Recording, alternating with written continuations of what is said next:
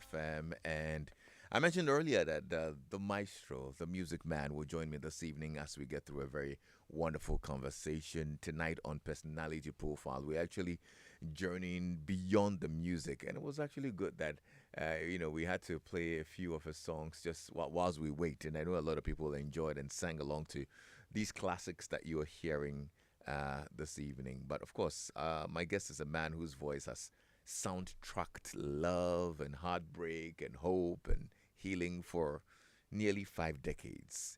Yeah, a man whose songs have outlived trends and generations and still find their way into our most private moments. But long before this legend, there was a young boy who was shaped by Obo, Kwo, Suhum, and Dakuman. Yeah, before the standing ovations, there were those late night stages. There was temptation, there was loss, there was survival. And before the global acclaim, there was Europe, cold, unforgiving, racist at times, where dreams were tested and dignity was stretched. He has lived through Ghana's golden life era, witnessed the collapse of bands after the 1979 coup, survived migration's harsh realities, reinvented himself as a solo artist, and built one of the most enduring legacies that we've actually had in our Ghanaian music. Tonight, he tells a story. Actually, tomorrow, he launches his book, his memoir. Yeah, Mr. Music Man, The Journey. It's not just the story of a musician, it's the story of someone who chose home over exile and passion over safety.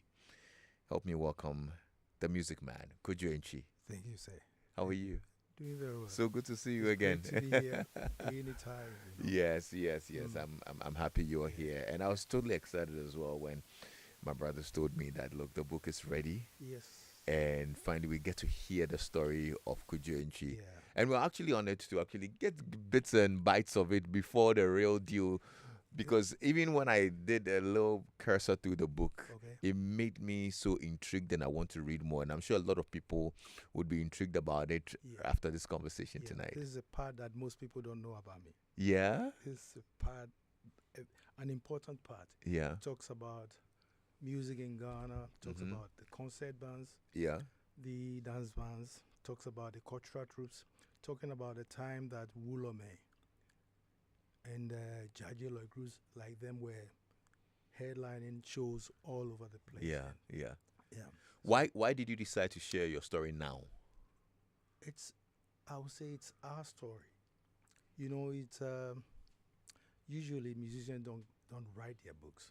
You see captions of us written, oh, he's playing here, he's playing there, but we don't really capture our story. Mm. There's a story of someone who is being on the road. Christmas and Easter, our cocoa season, Mm-hmm. Mm-hmm. is the time that we get to play around the world. This is a story of a man who played in a dance band. Mm-hmm. Dance band then was a group that we were playing most of the copies from the West. Yeah. Everything that the West played, we were into music of Earth, Wind and Fire, Cool and the Gangs, you name it, all the top artists of the West, and the reggae's like Bob Marley, Peter Tosh, Mighty Diamonds, and the rest. So that's how I started out Okay. before entering the studio Yeah. to record my own. Yeah. You know. We'll get through the journey. Yes. But how long did it take you to put this book together? I would say it has taken me about 18 years. Yes. Serious. 18 years. And when it was ready, a lot of things started happening Yeah. here in Ghana. A lot Okay. of things that I couldn't just bypass that Okay. them and launch the book.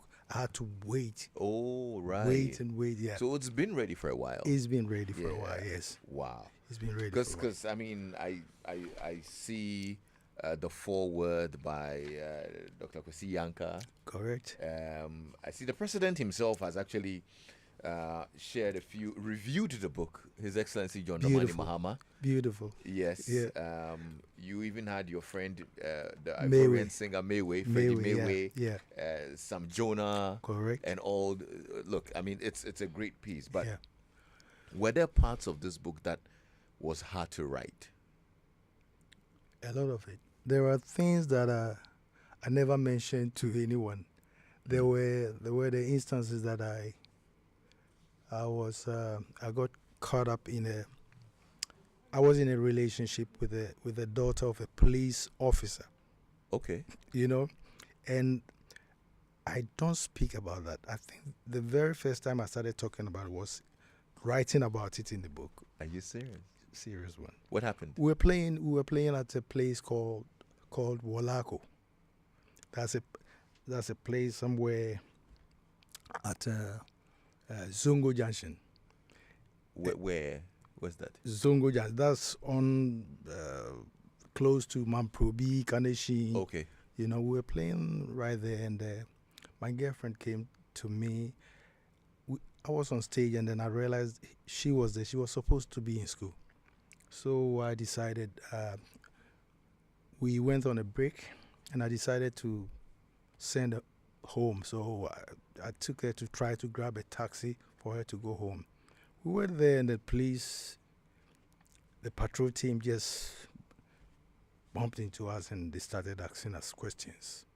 One question, they asked those questions. They wouldn't even wait for answers, you know. And I was a little boy then. So after some time, they took us to the mom, who then said, "Oh, the father is looking for us." And I hadn't had time to talk to her about her dad. She had never mentioned her dad then. And you didn't know he was a policeman? I didn't know he was a police officer at Nima Police Station. Why do you stress Nima Police Station? Nima. If I say Nima, you should know that it's you know. So I mean that's a part that I mean most people didn't know about it. Nobody knew. They didn't about throw you in jail?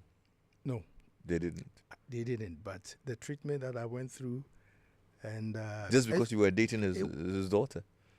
A band boy. Yeah. That's how we were known by. I hate the name band boy. Okay. But by then, was it condescending? I mean, when they mentioned band boy. Band boy was is still a title given to most of the musicians or most of bandsmen. I should say bandsmen. Because you start out as a band boy, by playing somebody's music. Then you grow up to become a bandsman who you still try to work out the music. You become a musician and grow up on it when you walk into the studio and start creating music. Okay. You understand what I'm saying? Yeah. But then I would say I was just a band boy. Yeah. And it was you know, till some of us came on the scene, musicians were not regarded in society. Oh, okay. You understand? So back then it wasn't something that came with prestige. Nothing at all. Nothing. It's not something that a policeman would want their daughter to be dating. Never. Okay. Never. So I mean that's a part that I had to capture and make it sound like it happened. At this stage in your life, what do you feel people misunderstand about you the most? Me. Yeah. Understanding the person that I am. I speak through music. I don't talk or make a lot of friends just to, you know. If you check what goes on, a lot of the musicians now, they move in a gang. You know, I have to think of music every time, no matter where I am. It could be here, you'll be talking to someone on the phone, you'll be chatting with someone over something, and I can grab a word that I can use. So words are very important to me. everything that I can read, it doesn't matter where I am. I need to see if there is something that I can use effectively in music. So when you're alone, away from the stage or the applause or whatever we see now, so who is Kojo Antwi really? Like when you're alone, and this is the one that we don't see. I'm still trying to find myself, you know. After this I'm, long, I'm still trying to find myself, you know. It, being with me, if you, my wife know me as a different person. In the house, they know me as someone who will joke around, play around, or, you know. But when I'm not performing, I like to be by myself because you see a lot of crowd all the time. yeah, So when I'm not performing, I just want to be by myself. And when I'm composing the songs, I don't share them. I only share it when it's out there. when you're done. Yes. Okay. Yes. Do you enjoy solitude? Yes. I do. Are you a loner? No. Okay. No. You know, but I love to be by myself most of the time. We traced your journey from Obo to Côte to Suhum to Dakoman. Which of these places shaped your character, more than your music? Dakoman. Tell me about it. That was a place with a lot of the then band boys. Yeah, okay. I say band boys because most of them used to play in groups like the African Brothers, Ojatana Band, the Skippers, the Scorpions, the a lot of bands were living in Dakuman. Okay. And it had a place called Afenaso, more like a nightclub. There you had the groups coming there to perform, and I could just there's a part that we will climb trees to try to grab a chance to watch what goes on stage. It could be a concert band or it could be a dance band. Yeah. You know, so Dakoma was the place that really shaped. And at that time, you were a young man. Yes. So as a boy, yeah, what did you think success looked like? And who did you think you would become? Oh, I compared myself to, I mean, I wanted to be like the Nana Pedus, the leaders of groups at a certain point.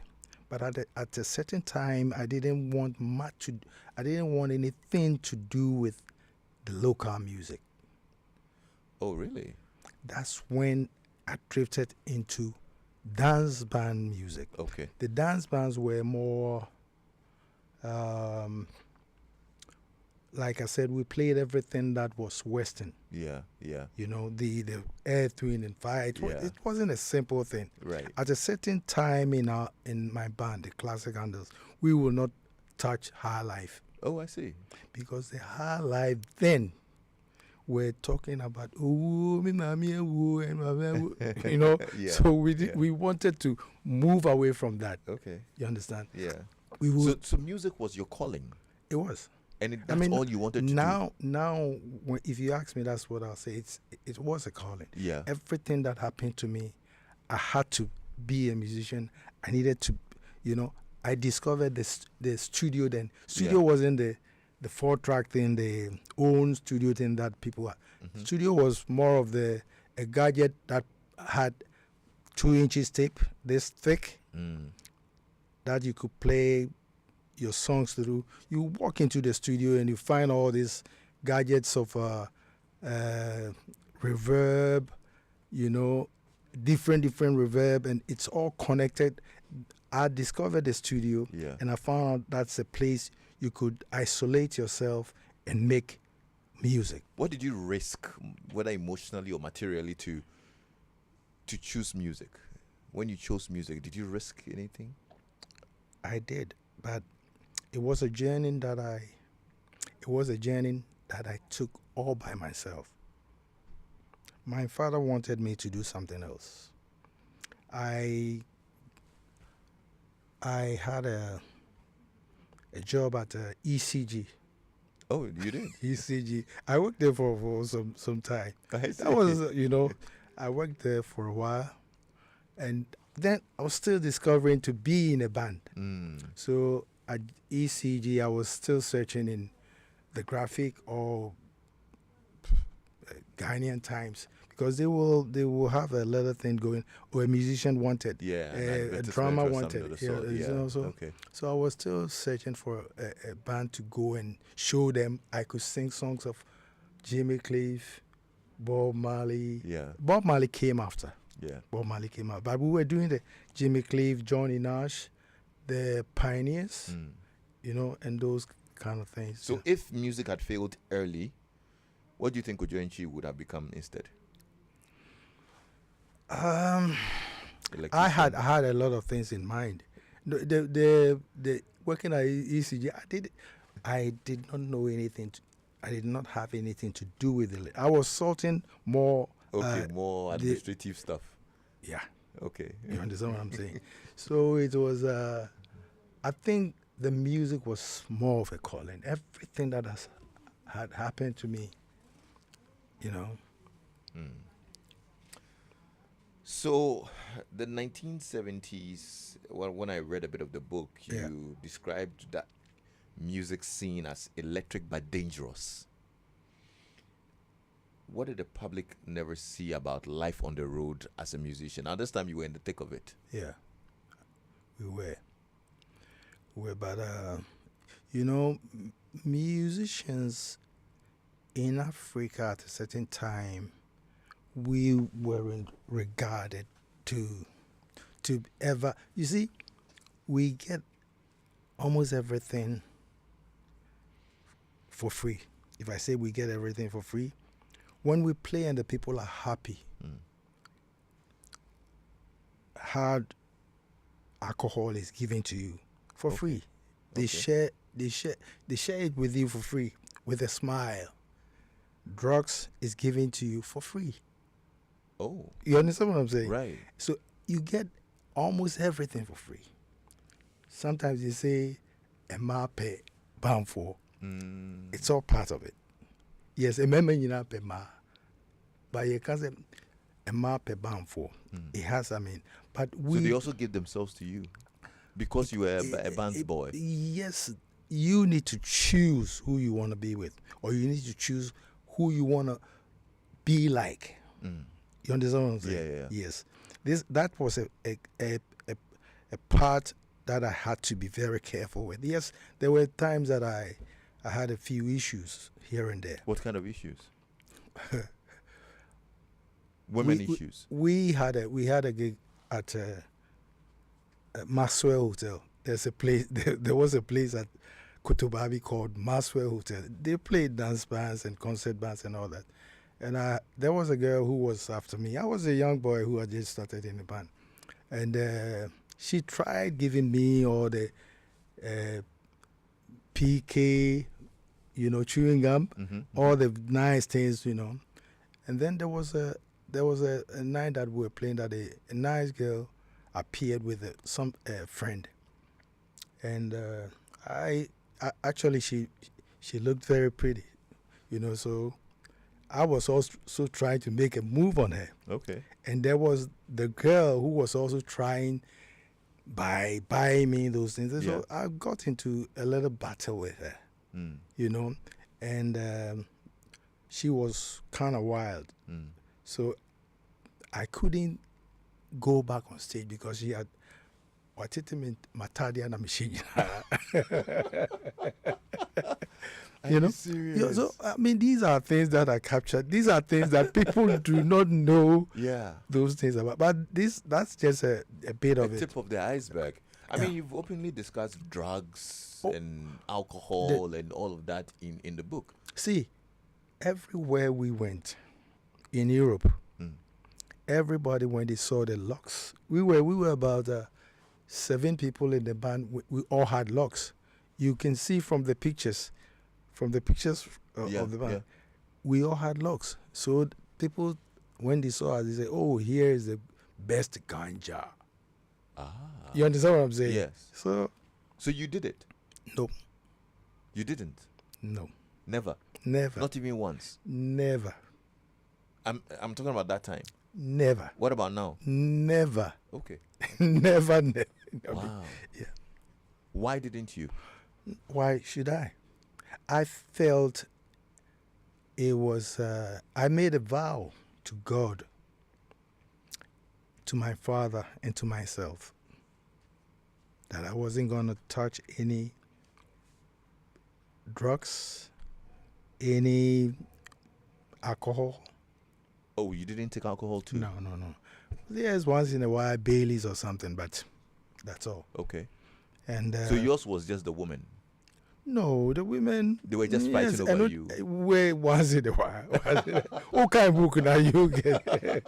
Okay. But would you say around that period you were promiscuous? No. I had a girlfriend.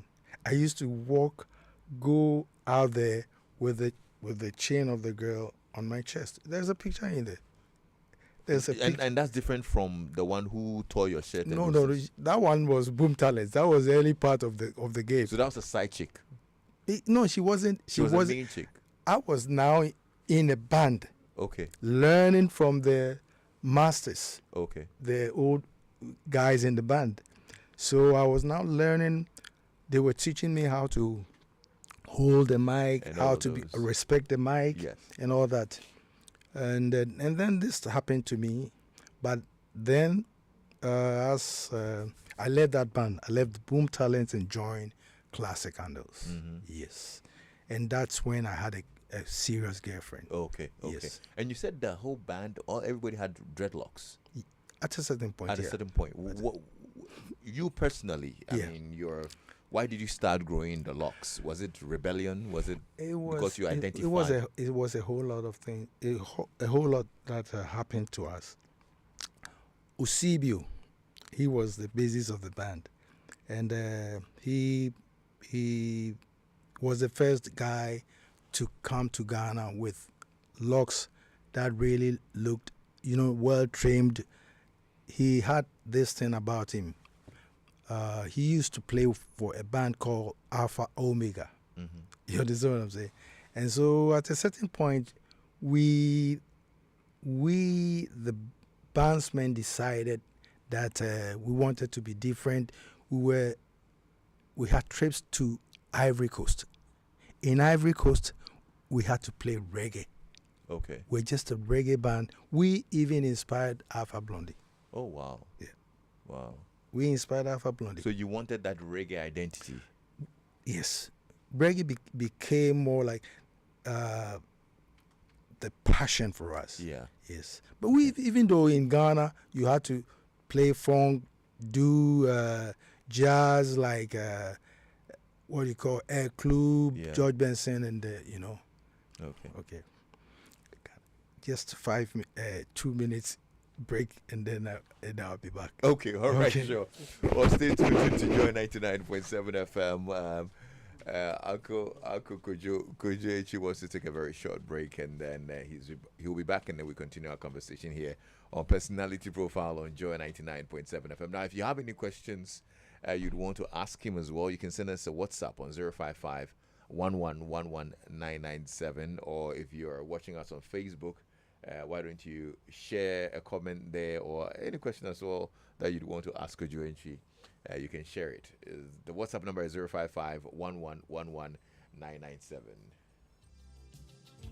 Boy 99.7 FM, it's Personality Profile with the Music Man, Kojo Antwi, and tomorrow he launches his memoir. It's called Mr. Music Man, The Journey. The launch is coming on 13th. On the 13th, actually, a day before Valentine's yeah. Day. Yes, absolutely, yeah. A day before Valentine's Day. I see all your messages coming in. 055 1111997. Linda from Kanda just sent us a message. Please tell Mr. Music Man, the maestro, that I love him so much and his songs. Okay, let me get the rest of the message. And his songs, I literally started listening to his songs from 1990 till date. You should kindly give me a free ticket to the book launch or a free book. No, you need to buy it and support his cause, okay? Why did Kojo Antwi and other Classic Handles band boys leave to Classic leave to form classic vibes. Okay, all right. I'm sure he would answer that. And then I'm enjoying the interview. I'm a huge Kojo Antwi fan. Thank you, Joy FM. Where can I buy the book? Alison in Lashibi. And I'm sure from by next week we'll know where we can find the book, For right? sure, for Yeah, sure. it's coming out on the 13th. Yeah. Yeah, yeah, yeah. Yes. Okay. So, I mean, we're running out of time, but there's a Yeah. part of your story, which is the Europe part of it, Mm. which we need to talk about because you found yourself in Europe. Yeah. And for you, what was it? Was it to see greener pastures or what? We were invited to be part of the African Music Festival in Copenhagen. Okay. That's in Denmark. Mm. But that we 82 1982 was the part, 83 was the part that the Ghanaians a lot of the Ghanaians were sent back from Nigeria. Ghana must go. Yeah, and that was a time that we were going through starvation, famine everywhere and all that. And we had left the Classic Handles, which was a big group. They used to call us the Jajaruja Action Group Band, We used to be the crowd pullers. And so we left the Handles to form the Vibes. But we didn't have instruments to play with. Most of the stories, I can't even talk about them because they are issues that you need to deal with, that people can understand. What happened that we left the Handles, it's all stated in the... Absolutely. Stated, yeah. But I'm interested in the life in Europe. Yeah. Because at some point you were stranded. Live in Europe, we went there. We went to Copenhagen, played the African Music Festival, which was, Rita Marley was supposed to be there, and a lot of the groups from England, because you have a lot of the bands coming from, the reggae bands coming from UK. And there were groups from Sweden and all sorts of things. And then we were there from Ghana. We were chosen as the best group. And then after doing the gig, we did a few jobs. We were thinking it was time for us to play, get our instruments, come back to Ghana, and be bigger than a group like Osibisa and the rest. Yeah, But you stayed there illegally. We had to. You had to. We had to. Survival. We only went to Denmark then with a visa for us to perform for that period of time, the Afro Festival time. And you overstayed your visa we deliberately, all of you. All of us. All of us. The only way we had to survive over there was to get married to a white woman. And that too had its issues. And these are things that our people are going through. And So you also did? Of course.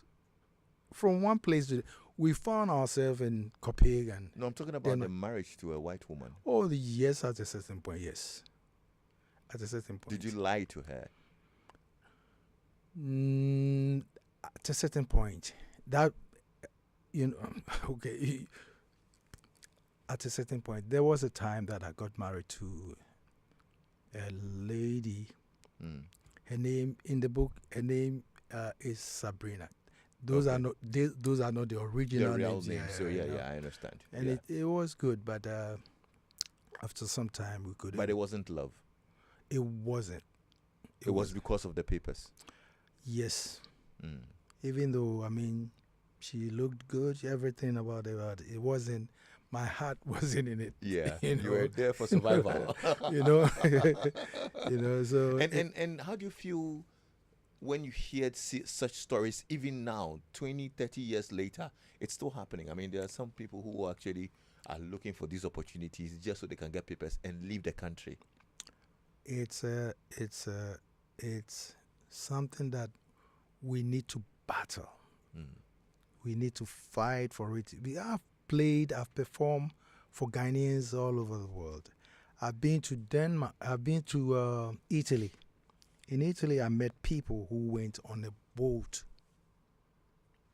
to get to Italy, and we have to battle. Yeah. Whatever is happening to Ghana now is great. I think we can work on it. Whatever is happening to Africa, if you read a book, you find a lot of African influence in it. Yeah. We need to battle that these 54 countries can become a country. Yeah. So that we don't need to battle to get to Ivory Coast, battle to get to Togo because of those language. Those issues. Borders. Those issues are Yeah. spoken about in That's great. You know the part of this conversation that I'm curious about. For somebody whose music has always been about love, how did you feel when you were married to somebody, knowing that you are not in love with them? It's just about the papers. I mean, how do you reconcile that lover man? It's a part that you can really. I've been married to my wife now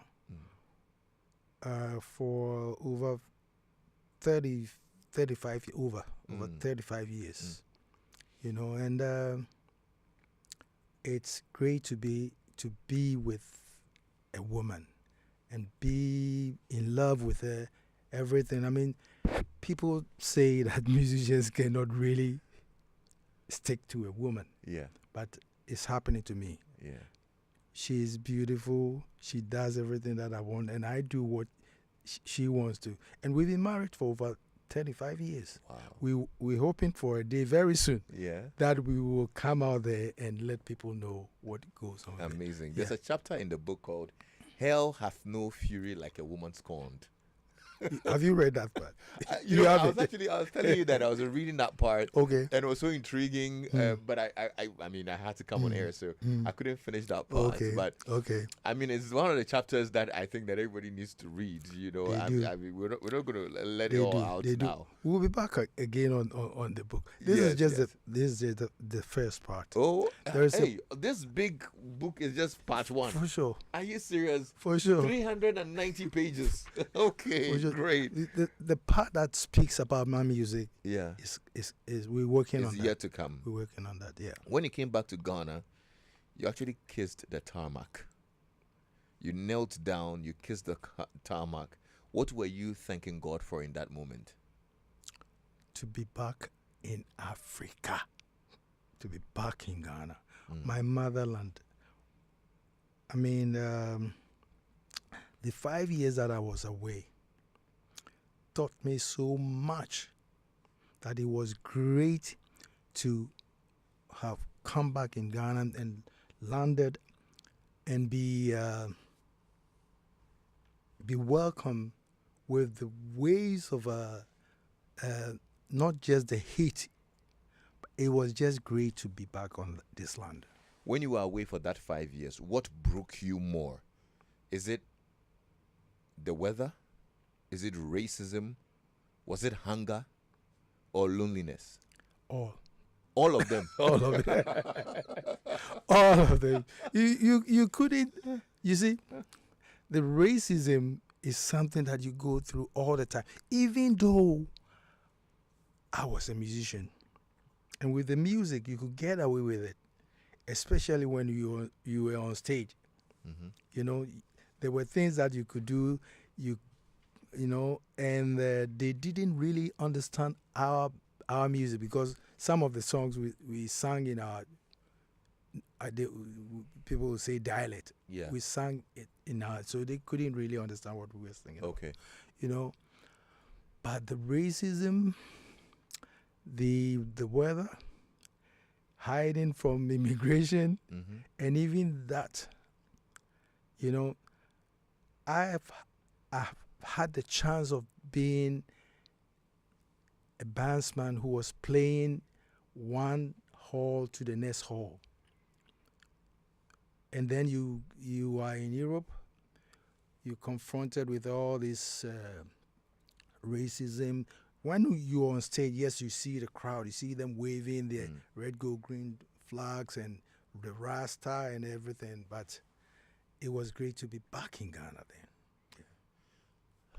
What part of this book, or which truth in this book, made you uncomfortable to write? There were a lot of things in the book that I mentioned.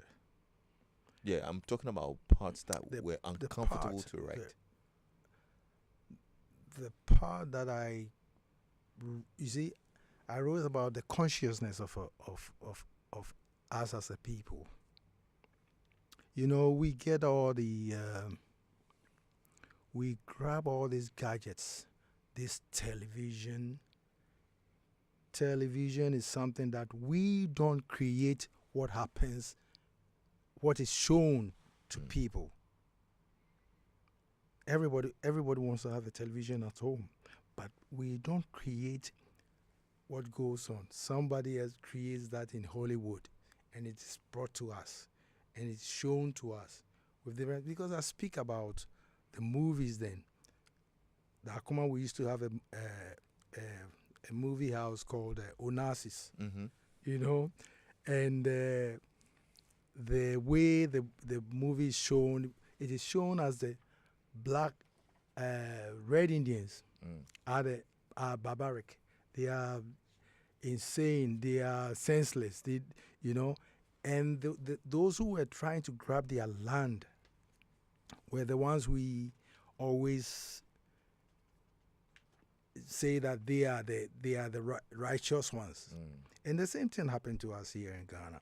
So I wrote a lot about Africa and how we can, because some of my songs, I speak about that in some of my songs. To Mother Africa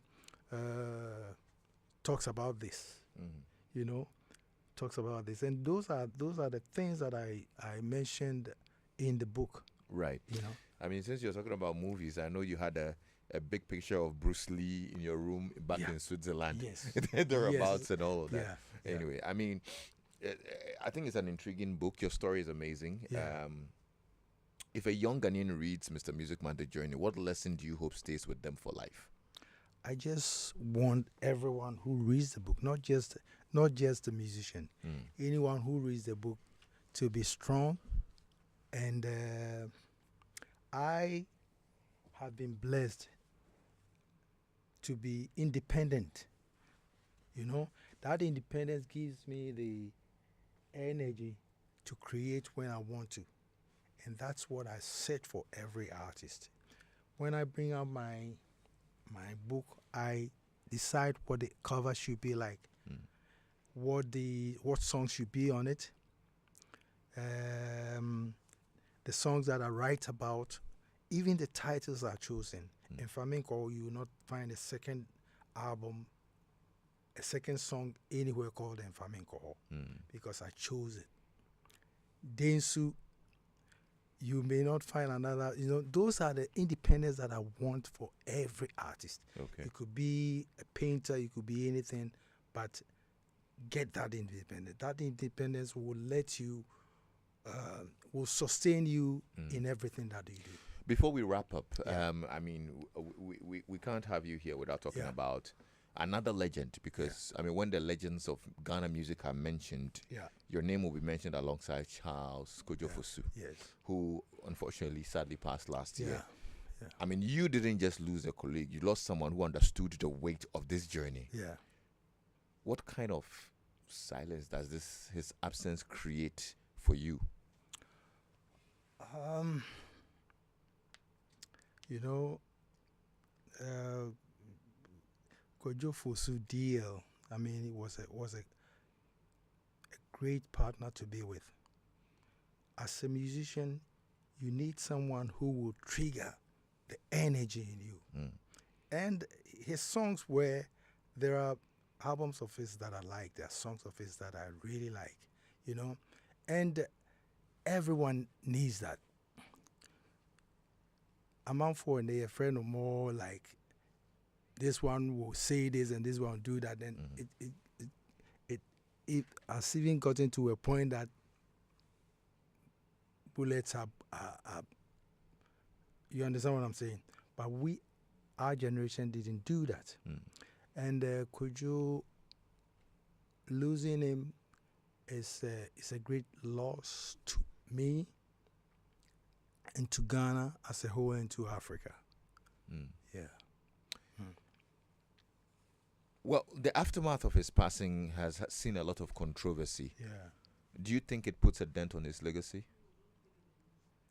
Yes, it's Tekreman Pro. You understand what I'm saying? His music will live for a long time. I cannot say forever. Yeah. But his music, the music will project him. A lot of things are still happening, but I think the music will live after. Yeah. You know. But does it teach you any lesson? Do you take any cue it from does. all that's happening? What does it tell you?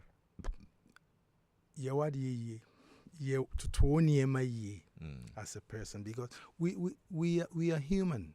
That means you cannot do everything as wanted. You may want to do that, you do a will.